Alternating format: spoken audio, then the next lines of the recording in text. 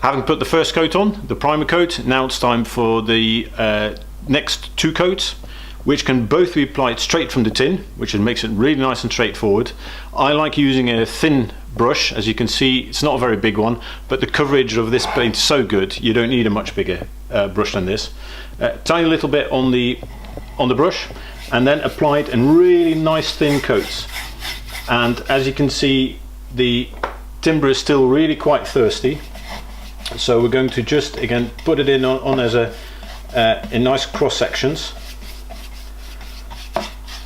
I do a tiny little bit more. I'm not going to bore you with the whole board here. You get the idea of it.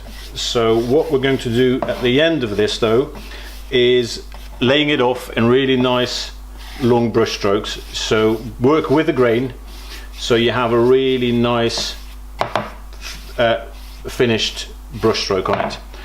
So once you've done that, you should end up with something looking like this, and you can still see that the absorption level in the timber is still a bit uneven. You still have patches that haven't quite caught the paint as well as other areas. Now, not to worry, that will all sort itself out with the final coat.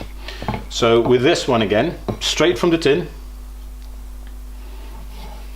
and what you can see now, quite magically, as I apply this final coat, it starts to soak in really nice and evenly, and again we work that in really well in nice thin coats. Always remember that, because then it dries really well.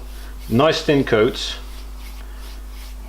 a bit like that, you can see that there, and then you end up with your final piece of timber where you can see you get a really nice sheen level, which is ideal for windows and doors. Now, in terms of quick brush maintenance, I take the lazy way out. I just use a little bit of raw linseed oil